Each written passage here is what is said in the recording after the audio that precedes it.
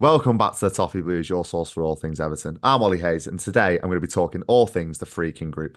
And I'm pleased to be joined by John from the AS Roma press. First of all, John, great to have you back on the channel. Think we should start with your reaction to the news that it's now official that the Friedkin Group have reached an agreement with Farhad Moshiri to take over his 94.1% stake in Everton. What's your overall opinion on that? What's the overall feeling amongst the Roma fan base on that? Are you happy that it's done? Yeah, let's just get your first initial thoughts on that one. Well, I'm sure I'm not nearly as happy as Everton supporters because just having taken a mild interest in this once the Friedkin Group entered the discussions, uh, just seeing how long this played out, particularly for a Premier League club. But it's understandable when it takes the Friedkin Groups almost 2 years to complete a deal for Roma, Italian bureaucracy, Serie A not being anywhere near the level that I can understand. But for it to take this long was surprising. However, I am not surprised in the sense of once you started to learn and get more insight into the specifics regarding that loan that they gave. I think it sort of became inevitable at that point because the terms of paying that back to the Freaking Group just would have been difficult. So I am not surprised, but I think it is a good thing. I think I mentioned this the previous time I was on here. They wanted a Premier League club before acquiring Roma. Getting a club in the Premier League was always a primary objective. They obviously couldn't do that, and now they do. I think it's going to benefit both sides. But again, my level of excitement or anxiety towards this being completed has to pale in comparison to all of you guys because we were in a similar situation, but it didn't drag out for this long. Yeah, definitely. I think the biggest thing for us, as you said, it's the length of time that it's taken. Obviously, we had everything with 777, we've had stuff with MSP Sports Capital, and then obviously all the rumblings on with 777 and their various dealings. And obviously, you'll probably know a various bit about them considering their stake in Genoa and stuff like that. So I think for Evertonians, Yes. it was just that the length of the process that we were stuck in, and it felt like it was going to take so long to finally get an outcome that we wanted. And for me, it is pleasing. It's an outcome that we did want. I think most Evertonians during the whole saga and the whole process did want the Freaking Group as the sort of party that would take forward the process and be able to get through the various regulatory checks and stuff. So I think most Evertonians are pleased with that. I think you can probably resonate with that a little bit yourselves. Obviously, Roma, as you said, were in a similar situation and probably felt that a long time ago. But the last time you were on, you did say to Ellis that you mentioned that the Evertonians would like the Freaking Group, of course, and that seems like that relationship that Roma and the Freaking Group have has faltered a little bit. I was listening to the guys over on the Athletic podcast, Matt Slater and James Horncastle, and they've had some pretty strong words about that relationship. I think they said that they were the most popular owners in Rome, about 12 months ago, and then now it'd be worrying for them to even set foot back in the capital. So talk to me about that in the last few weeks in Rome. What's been going on with that situation? Well, this is why I don't live in Roma. You need to step back when you stay in that environment. I don't exaggerate when I say only Real Madrid has a more hostile environment with higher expectations. But the difference is Real Madrid, they have a reason to have high expectations. In Roma, they do not for obvious reasons. Uh, I think if you are looking at how things have evolved in previous months, I would say that Freakins would admit some mistakes were made. Obviously, this is in relation to Daniele De Rossi. He takes over for Jose Mourinho in January. They give to him 3 years contract in June, and 3 months later, they send him on his way. Just a few matches into the season, obviously absurd. However, I will say up until this point, the track record that they had was spotless. So for them to sort of become this party that is persona non grata, I'm not going to accept because prior to that, James Palotta, his another Mm. American entity, owned Roma. And you want to talk about supporters. I don't think you could like a guy less than Roma supporters were with him. And then prior to that, Roma, they were owned by a bank, by a financial institution for a short time after the previous owners had the club taken away from them. So I just refuse. While I do respect James, he is very familiar with Roma. You have to take a step back and remove yourself from the environment. If this is going to be held against them as one strike, so to speak, on their record compared to what has happened in the previous years, this is still a positive net positive of 95%. Mm, So okay, we don't have to like how the thing evolved with De Rossi, but let's calm down a little bit. I mean, the previous 15 years, no trophies. They come in within the first 12 months. It's a trophy, so we need to have some perspective, I think. But no, for the overly fanatic, I should say, all of us are supporters, fans, so mm, to speak, short for fanatic. We are crazy about the teams we follow, but I think when you are going through a very chaotic episode, as you would with the managerial change, it's very difficult to maintain balance and have a balanced perspective. And then we add into the fact that this is a club legend, former captain, so it makes it all the more sensitive.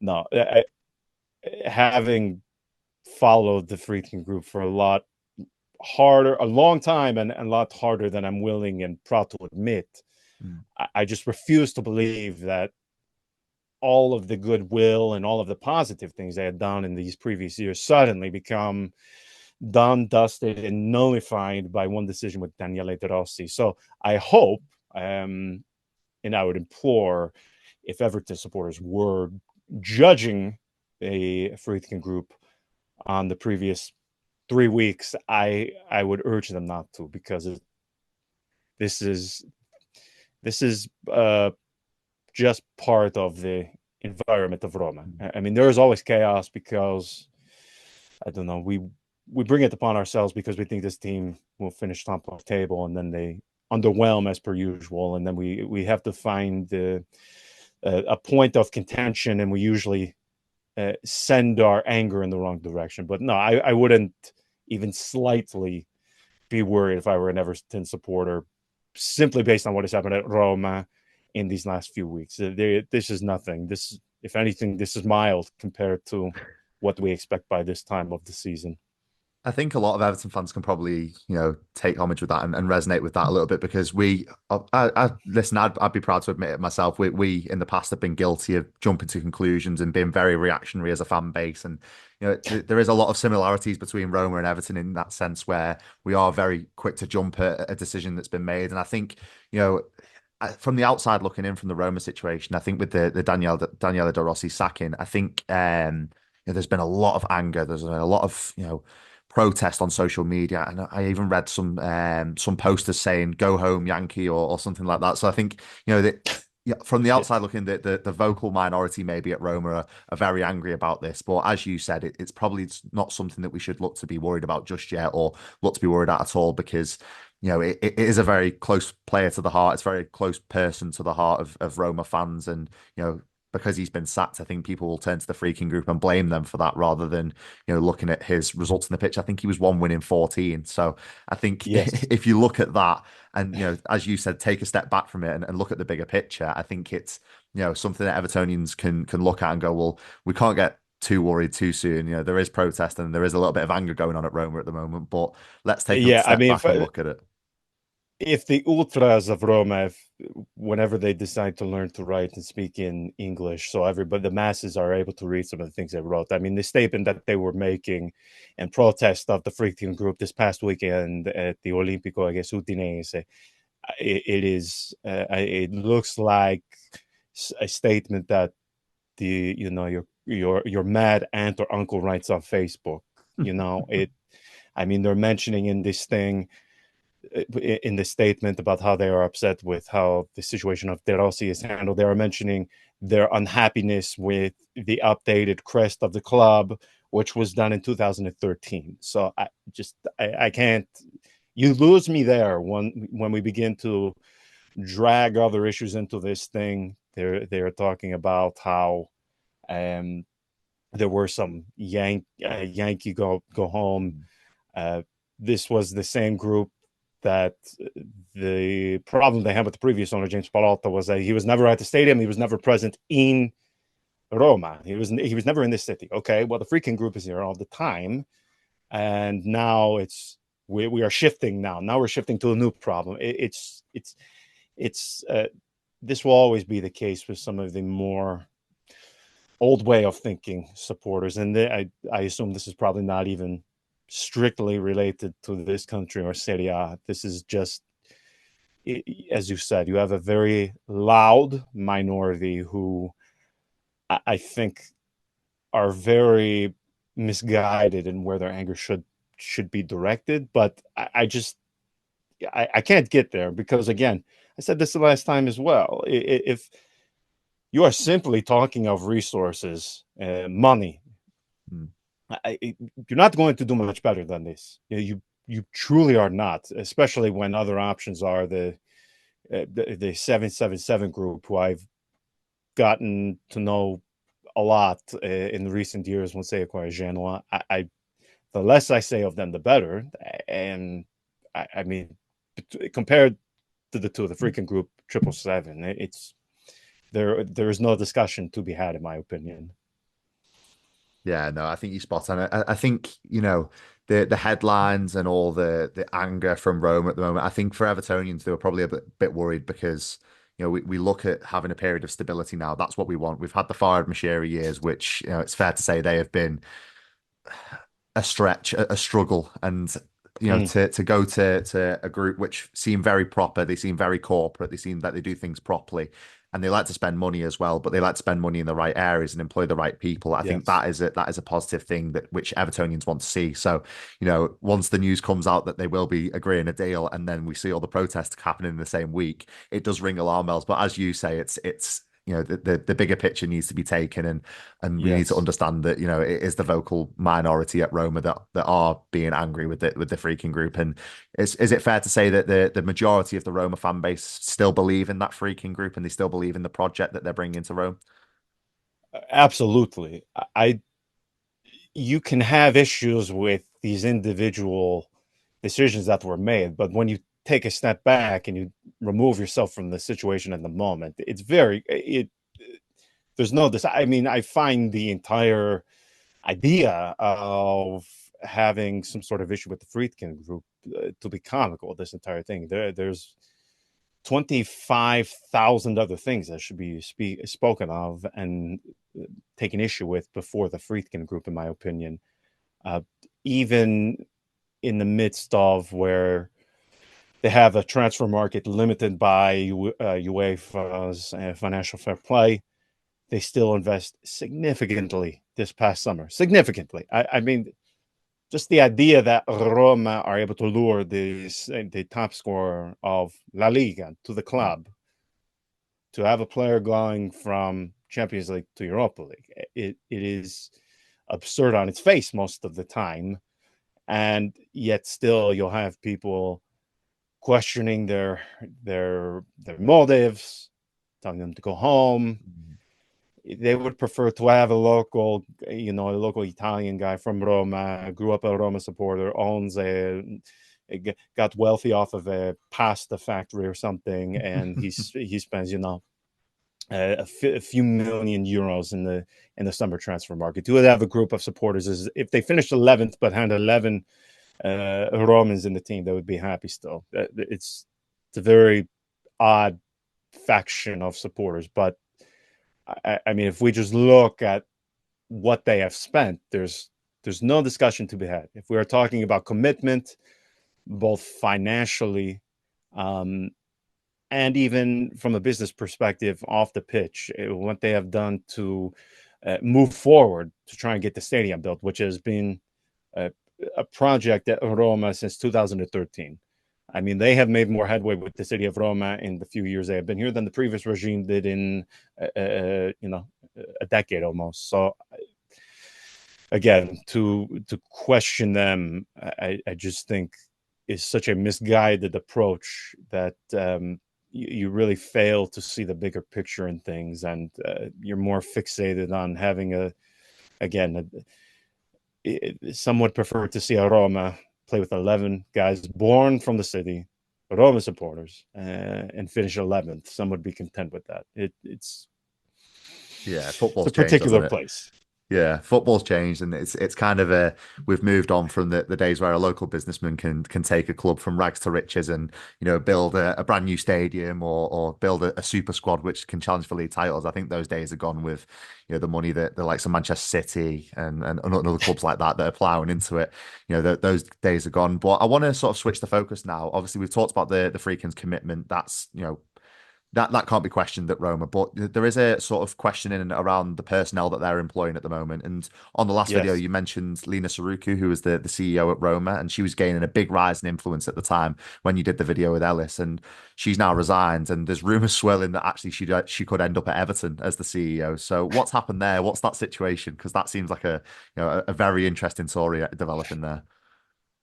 It is very interesting. There are two, I guess, perspectives I have on it. The first being just maybe this happens more in other countries, and I just fail to have the proper insight into it. But I mean, we have supporters who are angry at a decision of the football club showing up outside the home to give stake and to abuse an executive of the club. Mm.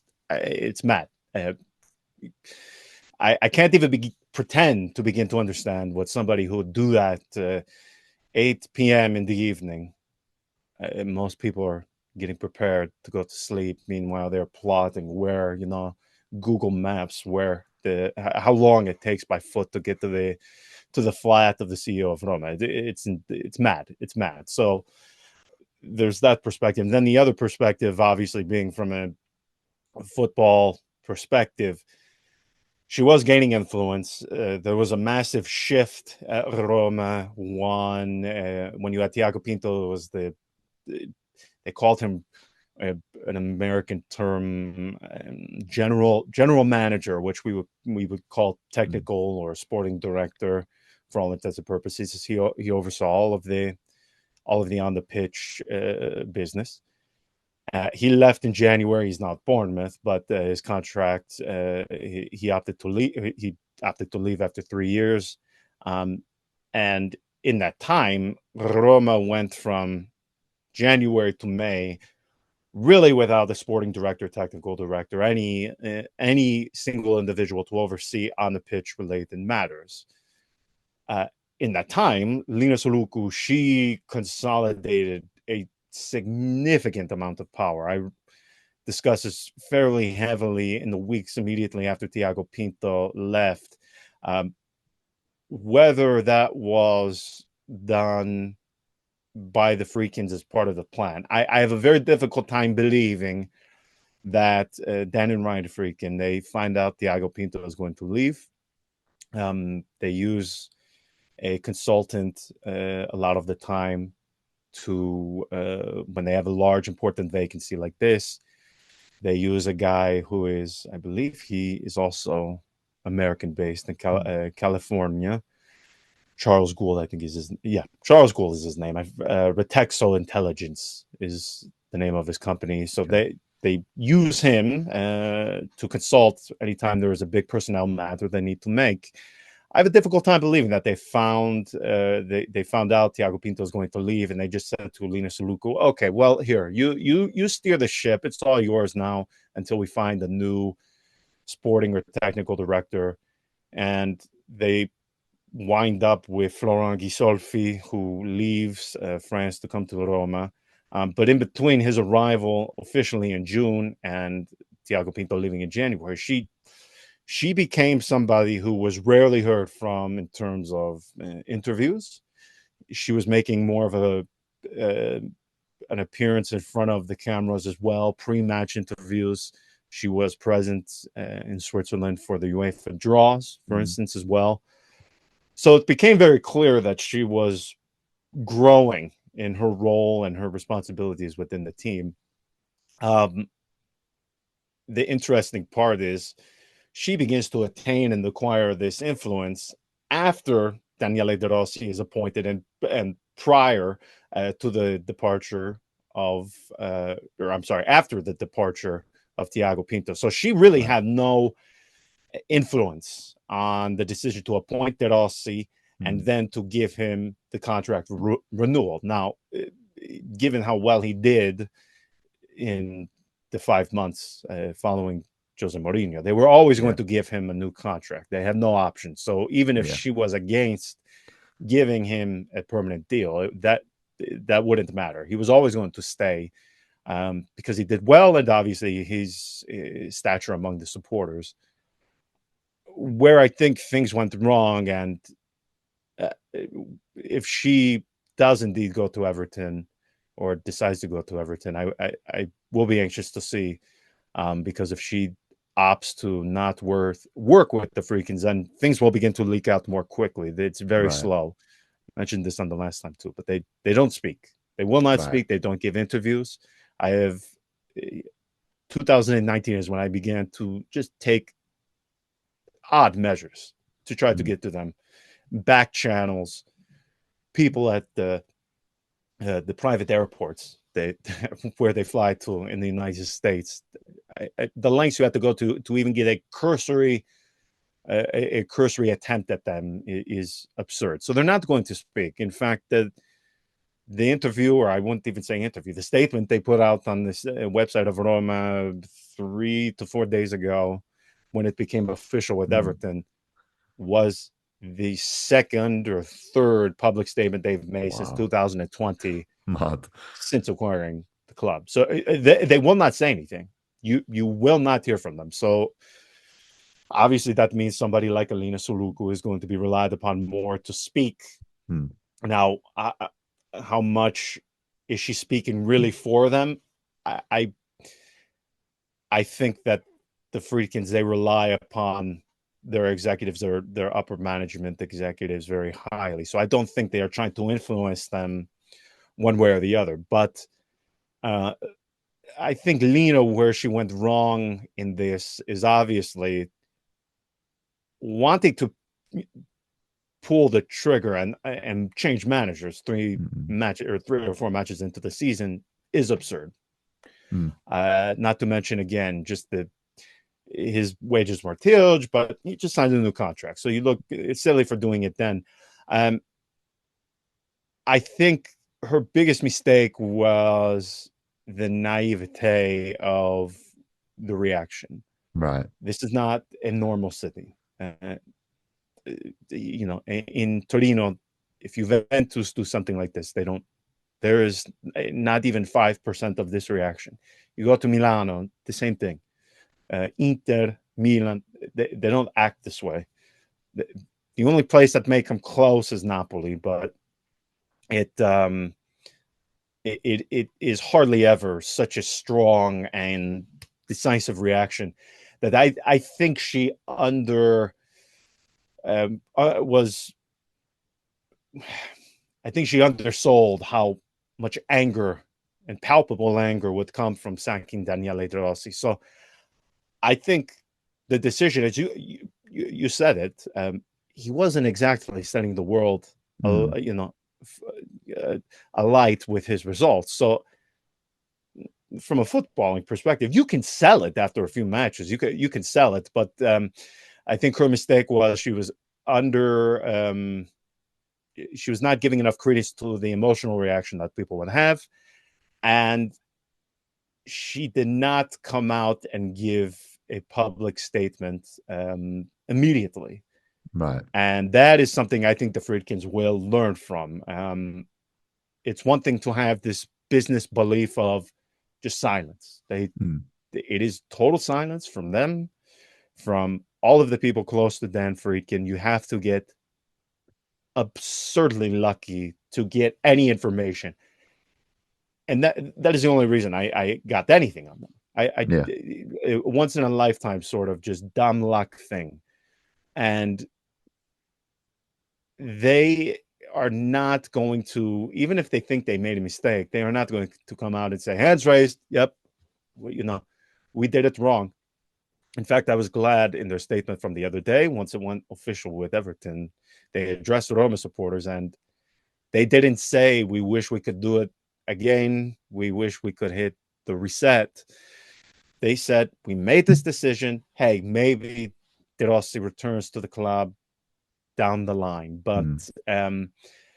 I think with what happened with Lena Soluku, it's a mixture of naivete. It is the Friedkins perhaps being too quiet. Um, but I do not view it as an indictment on their decision making, their knowledge of football. For me, this is a very unique situation that had it been any other club in Serie A, this wouldn't have even become uh, worthy of writing in the papers. It just would not have happened. They do not behave this way at Juventus in Torino. It just Mm. doesn't happen. I think as with for Everton, sort of for Everton fans, I think the transparency, I think, is something that we've lacked over the years. But I think the reason we wanted so much transparency is because things weren't going well on the pitch. I think for Evertonians, maybe Mm, that's where Evertonians and Roma fans differ a little bit, is because you know we're very happy to not hear from the owners should we be winning on the pitch and doing well on the pitch. I think we're very happy to have that, and I think that's one thing that, because we wanted so much transparency over the years, and because we wanted so much answers from the board, whether it be the director of mm, football, the CEO, or even just the manager and the owner himself. I think the reason we've wanted so much of that is because things haven't been going well on the pitch. So I think if right. the Freaking Group learn from that and learn from their mistakes at Roma, and we would be very happy to have us winning on the pitch and not hear from the Freaking Group at all. I think that's something that we'd be very happy with. Yeah, it's definitely something. Sometimes I think it's, again, this is an Italian thing where uh, many people would prefer the days of Berlusconi, Zamparini, where you have this guy, this figurehead, where Serie A was unlike other leagues in the sense of that you knew executives, you knew presidents by name. They were characters. They were a part of the story. They were figures of the club. It wasn't just the players and the manager. Uh, Many people are still stuck in that state of mind, in my opinion. I agree with what you just said there. I just let the pitch do the talking. Yeah. I would actually prefer not to hear from Dan or Ryan Friedkin. I mean, I think there is one video of Dan Friedkin speaking, and it was, I think he says something like, "Hi everyone, I hope you are doing well. Thank you." Wow. I think it was on his way to a match, I believe. I could be incorrect, but he said it to a colleague of mine, a journalistic colleague of mine, and just hearing his voice, I was struck. I go, didn't sound anything like what I would have expected. So I thought, yeah, better to stay quiet. But again, this is a very unique environment here where it needs to be perfect 100% of the time. Mm. You need to be talking. You need to be at every match. You need to be from Rome. You need to be Italian. I assume it's going to be much different for Everton supporters. The neediness can't be anywhere close to just the absurdity it can get here. But Definitely. if all you care about is, the resources and money transfer market, then just stop stop there. Don't even give it a second thought. I mean, Roma saddled with debt when the Friedkin Group came, and Mm. the amount of money they have put towards it is, I still don't understand where it all comes from. I don't care though. They're putting their money where their mouth is, and at the end of the day, isn't that really all that Mm. matters? They're saying they're going to be committed to a club, and they do it. For me, that is really all I need. Yeah, no, definitely. I think for Evertonians as well, it's just the commitment, and then also anything is an improvement on the years that we've had previously. So I think that that's definitely going to be positive. But finally, just to finish now and just to sort of switch the focus a little bit back to matters on the pitch. Obviously, in the statement that the Freaking Group made on I think it was Monday when the deal was agreed, they kind of implied a multi-club ownership kind of thing. They kind of implied that symbiosis between the clubs. Do you think that's a positive thing for both clubs, seeing the Freaking Group, use both clubs together on the pitch, and do you think that can promote a positive upturn on both clubs' fortunes? I do. This thing with multiple clubs being owned by a single group, UEFA is going to have to address it at some point. The initial stance they took that they're going to ban it, it was absurd the moment they even took that stance. I think everybody understood that. Um, Again, I think this is going to benefit the clubs, both clubs, again, financially. I don't think this is going to be something like we saw, Udinese and Watford or something where you're just passing Mm. Yeah. garbage between the sides. I can't see it being anything like that. But I do think, again, just the stature that Dan Friedkin has acquired within UEFA, where he's on this board with all of the presidents. He's a chairperson of the ECA, ECF, I forget Mm. which. But I mean, he is becoming highly influential. His voice is growing louder, and that is only going to benefit both clubs. Mm. I mean, Roma, they're still, dealing with financial fair play ramifications. Um, but when you get to a point where you have more clubs, you are gaining an influence. You get that louder voice in the room. You are taken more seriously. I beyond just the player transfer market related stuff. I think having Dan Friedkin in your corner, uh, it may not be immediately, but I think the dividends it pays down the road in 3 to 5 years, I think could be immense. Versus, I look again, I hate to bring them up, but just what I've gotten to know of these guys, I mean, I compare that to like the 777 group. Mm. It's just almost laughable in my opinion. Yeah. Just the very hands-off approach that they take. It's almost like they want to play Fanta or a football manager or something, with all these clubs on the weekends where they just watch them on the televisions. Um, I think the resources combined with Dan Friedkin's commitment to all of these teams he has purchased. I mean, they have a team in France. Um, they are committed and they are showing it. And I believe we spoke last time. Well, do you think they'll be committed more to Everton? Are Roma supporters worried? I'm not even slightly worried. In fact, there were some stories of this is the first time the Friedkins returned to Roma in some months. I didn't even notice. Mm. Um, Tracking their private jets. Yes, they've been spending a lot of time in the UK. They spend a lot of time in France as well. Mm. Uh, if you don't notice when they are not there, clearly things are being handled correctly and Yeah. professionally. So, I think both clubs will benefit from this. Again, not only because of Dan Freakin and the Freakin Group's financial resources and the depths of those. Again, I know they have a lot of money. I know he is an extremely wealthy man. He has um, business interests in many areas: film, cinema, auto, hospitality. So he has a vast array of financial resources. But Mm.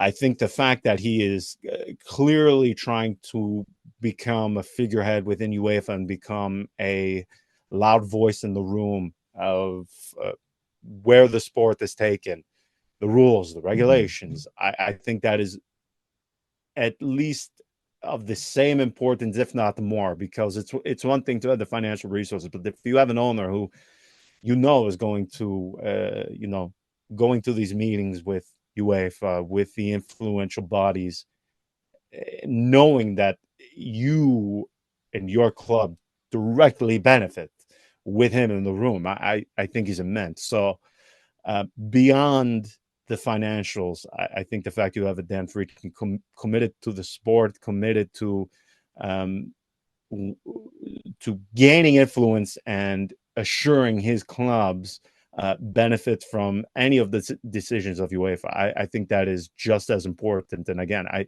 may not see it immediately, but I think down the line, it will benefit Roma, it will benefit Everton, and that is only a good thing for both. Given again just how mad each group of supporters are to taste success and stability too. That is the Mhm. other thing. Yeah. I think people they underplay how important that is, as I'm sure you all can attest. Yeah, definitely. Well, perfect. Well, fingers crossed next time we speak to you, John, that we're talking about the UEFA rules and Yes. how that both Everton and Roma are in Europe, and we have to get around that hurdle of the UEFA rules and how they're talking Uh, about those rules at the moment. Fingers crossed. But that's about all we've got time for today. John, thank you very much for coming on. We really appreciate it and put a lot of Evertonians' minds at rest about the recent protests. But that is all from me today on the Toffee Blues. Make sure you like, comment, and subscribe, and I'll speak to you soon.